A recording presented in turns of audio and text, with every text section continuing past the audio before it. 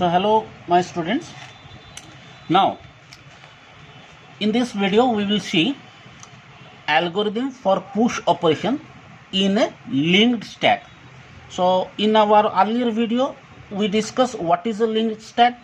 Linked stack means stack that will be implemented in the form of a linked list. So now the push operation means insertion and pop operation means deletion.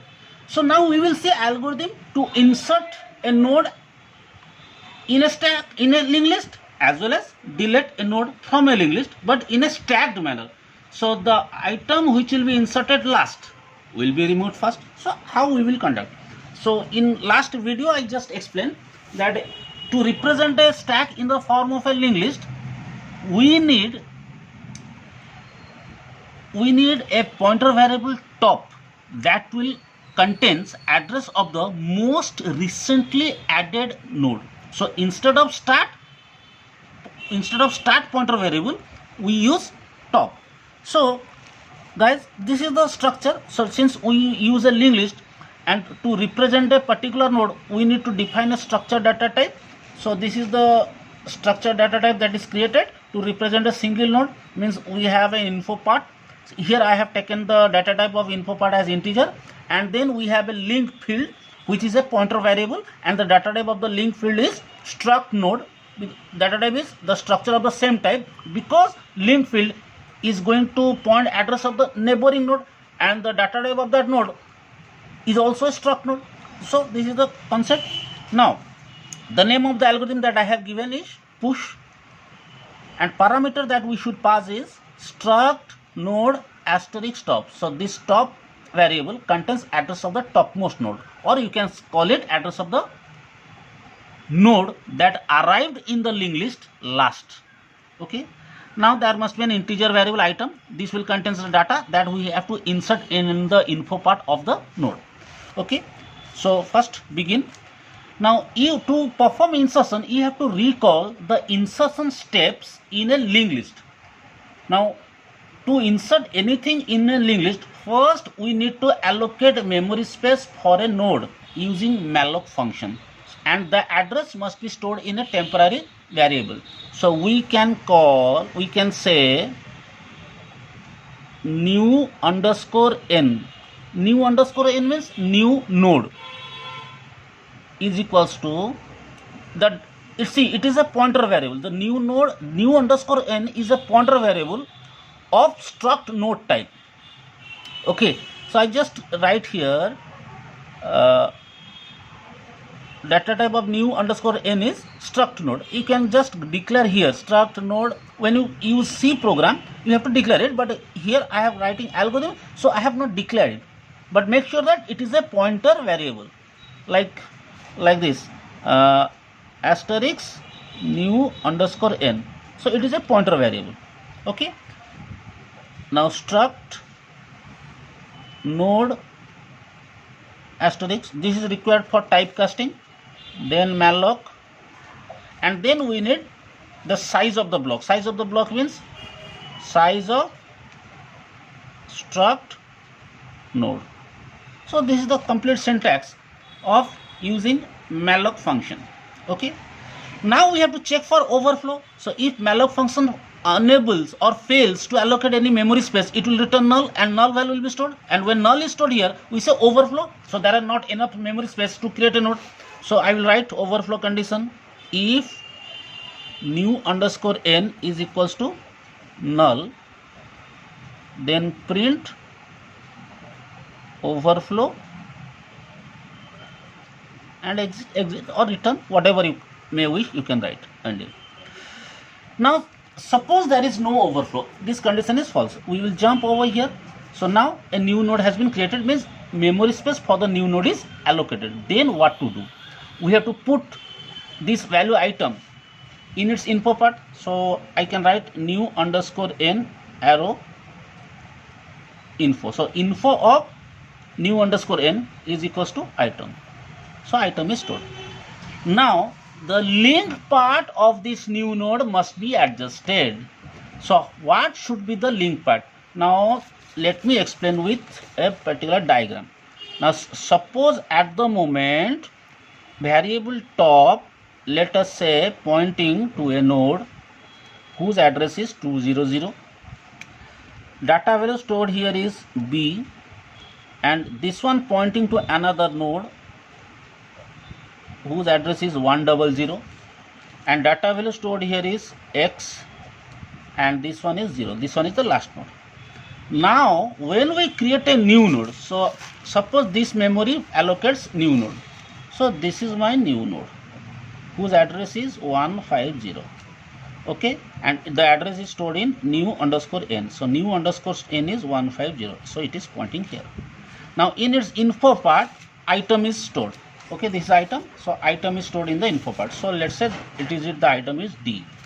Now its link part, this value should be updated with an address. Now since I am saying this existing linked list is a stack. Stack means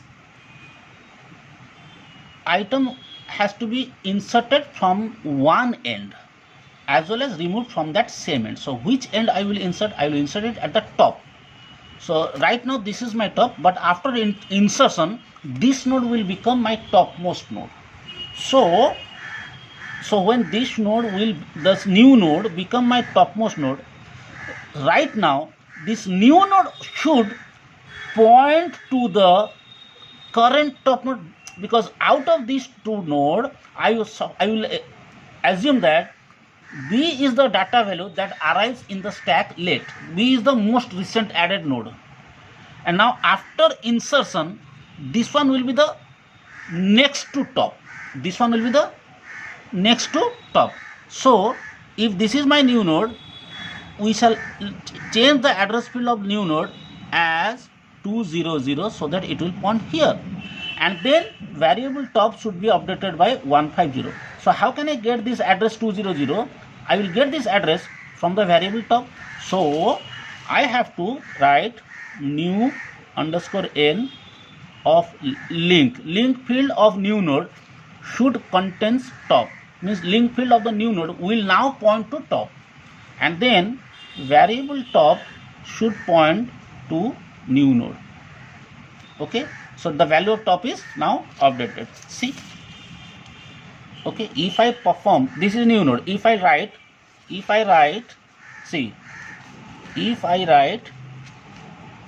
link field of new underscore n equals to top. So this is link field of new node, its value should be assigned as top. So right now what is top? 200. So 200 stored here. Then top equal to new node, so value top is changed by new node. New node value is 150, so it will be changed as 150. Okay, so now it will point here. So this link has been broken. Okay, so these two nodes are pushed and the new node is inserted attached here. So how does my linked list will look? My linked list will become, after insertion my linked list will become 150, top is 150, this is D, then it points to 200, 200 contains B, okay, as well as 100 as its link field, and 100 contains X and null in its link field. So after insertion this will be my linked list. Clear? So then I write end. Okay, so this is what push operation is all about. Okay guys, this is push in a linked stack. Now we will see algorithm for pop operation. Okay, so pop operation in a linked stack. So algorithm for pop in a linked stack. So pop operation means removal, so deleting the node. Now see, now this is my linked list containing 3 nodes, and this one is the topmost node which contains address 150, top contains 1. Now when I want to perform pop, which one I should pop? Pop means removal. I should pop the node from the top, because top is the most recently added node. So top arrives left, so this one arrives left, so this has to be removed so that I can maintain a stacked operation. Okay, So first node, this one has to be removed. Is that clear? So again, to represent linked list, we need a structured data type, struct node, let's say integer info. See, I am declaring as integer, but in example I have written, I have stored actually character data. So no issue, you can, instead of character, you can just make this data type as character also. Okay, that now struct node asterisk link. So this is my structured data type. Okay, now give a name to the algorithm, pop. Now for pop operation, I need to know just only one thing. What is the address of the top node? So struct node asterisk top. Only this information is required, and if I know this, then I can remove. Okay, begin. Now whenever you perform pop operation or delete operation, you need to check for underflow condition. So what is underflow? Why underflow is required? Because you can remove anything only when the linked list or stack contains at least one element. So if there are no items, then you cannot perform pop operation. So how can you check whether there is underflow or not, or whether the list is empty or not? I told you that when the list is empty, the variable top will be assigned with a null value. So just we can check if top equals null, then print underflow. Okay, then you can perform return fail. So underflow did not occur. End of if. So over. But now if there is no underflow, then what to do? So you have, these algorithms must be written in a similar manner of deleting the first node from a single linked list. See, this is my first node, or we can say topmost node, that has to be removed. So while removing a node from a linked list, your objective is to first you should visit to that particular node that you want to remove, and its address must be kept in a temporary variable. So since here the address of this node is already available, I don't need a visiting, I don't need to traverse. I can simply write ptr. Ptr means it is a struct pointer variable. So like here, just asterisk ptr. So its data type is struct node. So ptr equals to top. Okay, so the value of the, so I got its address in a pointer variable ptr. See, now ptr become 150. What next? I should shift this value d to a temporary variable. So I can write tmp equal to ptr of info. So this means the info part is moved to a temporary variable. So this info part becomes empty. Okay, now I should break this link. So I should remove this link. So how can I remove this link? Okay, so after removal, the second node, this b, will my top node. So address of second node will be available in top top. Okay, so right now top is 150, but after removal, this it should contain 200. So how can I assign this value in variable top? Okay, I can get this value from link field of top or link field of ptr. So I can write here top equal to top of link of top, or you can write ptr link. See, if this is top, right now this is top. Okay, as well as this is also ptr. So its link field contain 200. So from link of ptr or link of top, I can get the 200, and I will store it in top. Okay, so the value is changed, the value of top is changed. Now I can write free ptr. So free ptr means this node is destroyed, or this node is now attached to the list of free memory space. Okay, and finally I can write return tmp. So return tmp means this will allow you to know that what item has been removed. Okay, that means the node which has been removed contains what item. Okay, finally end. Okay guys, so I hope you understand the technique. So this is the algorithm to delete or pop from lean stack.